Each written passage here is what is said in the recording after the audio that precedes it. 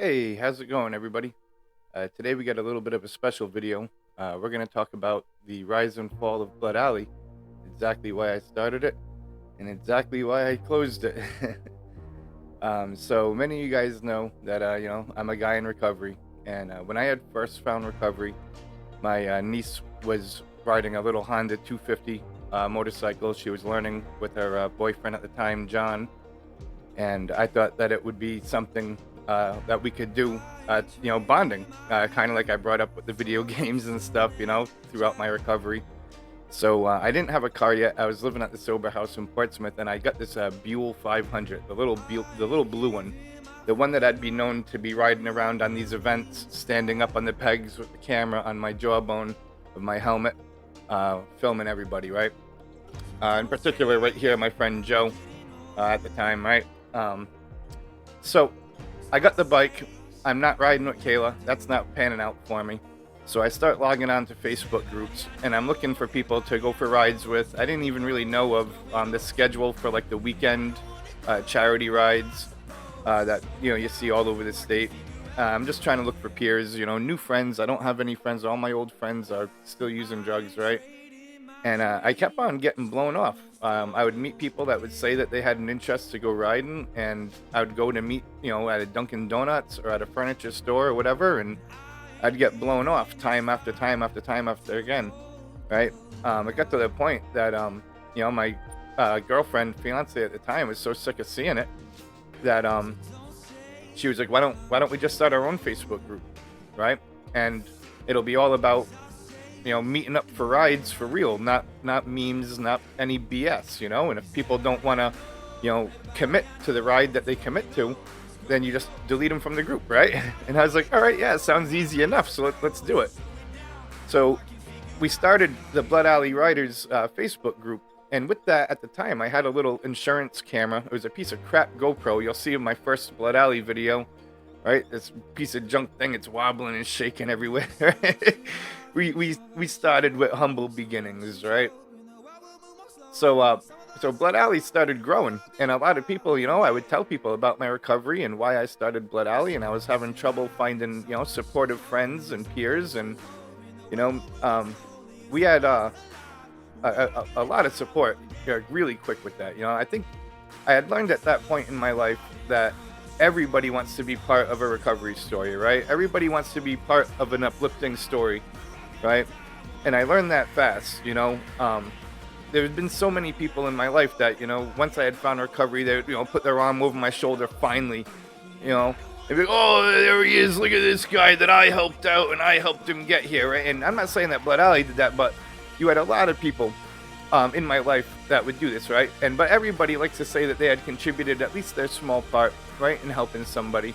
And I think that's what I had found with Blood Alley. So with that, Blood Alley started growing, right? And we were making videos of this kind of quality.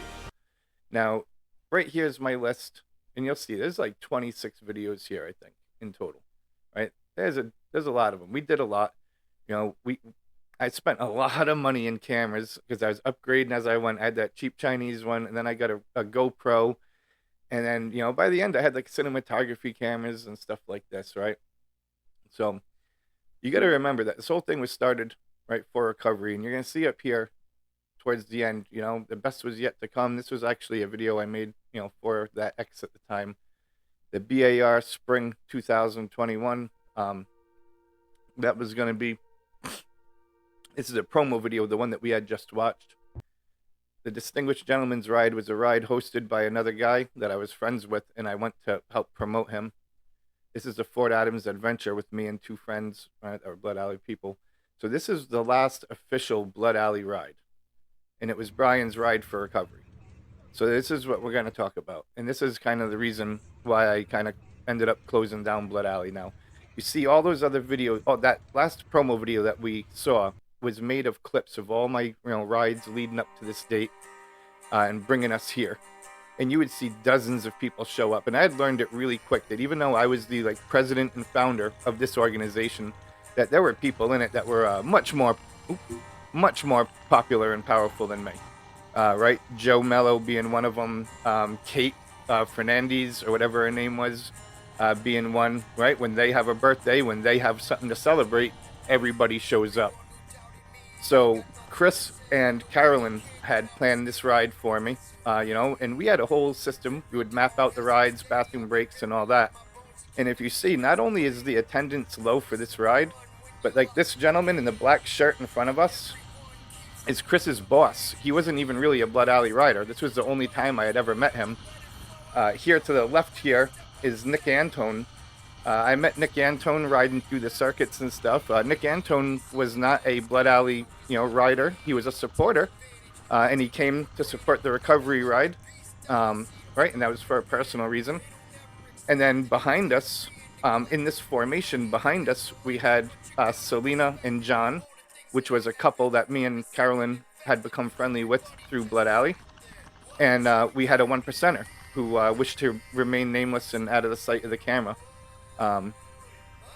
who I had become friends with because I'd already been noticing all these. Like, I had already been noticing what I tell people now is the toxic traits of Blood Alley, right? And I saw quickly kind of, I built it for one reason, and things, reached a high really fast, but it was kind of completely out of my control. And at that, it wasn't the Blood Alley that I intended to build, right? And I didn't intend to build, a rally for recovery type lifestyle ride here. No, right? I just want it to be normal, just open, right? But what I had learned was that people did not care about me the same way that I cared about them. And that's why I used this particular song when I edited this video. This is Good Enough by Joe Nestor, in which he explains that he feels, in recovery, that he'll never be good enough for these people, right? Very similar to how I feel with my family and stuff like this. So this ride was more kind of heartbreaking for me than anything else, Carolyn zooms up on my face a couple times, and I just don't look like a happy camper, and it's because I'm not, you know what I mean? And I had paid so much money and bought so many cameras. See, look at, well, I gave her a nod on that one. There was another clip that she looks at my face on one of the bridges, and I'm just pissed. And Chris and Carolyn, they tried to do a good thing, but there was so many people that just showed me, that they didn't have the time for me. They had the time if it was somebody else's birthday or whatever, but my recovery kind of meant nothing to these people, right? Meanwhile, I have like $1,500 cinematography cameras being delivered. I have a freaking 4K drone being delivered that has a battery big enough for like a half hours of flight and can follow the motorcycle, right? And all this other stuff. And this is, right? This is, instead of releasing this information of the new cameras and all that to everybody and talking about our growth pattern, and continuing on that, we were plummeting out, or at least I was plummeting out. Blood Alley might have been cool, but I guess Brian wasn't cool. You know what I mean? And because of that, we had shut it down. So, I do, thank everybody that came out, though. People that did take the time, to shake my hand on that day. Coincidentally, today is my recovery date. July 1st, 2017 is my recovery date. And tomorrow, we're going to pick up a new-ish, new to me, Harley from Duran. So I figured it would be a great time to make this video with that being said.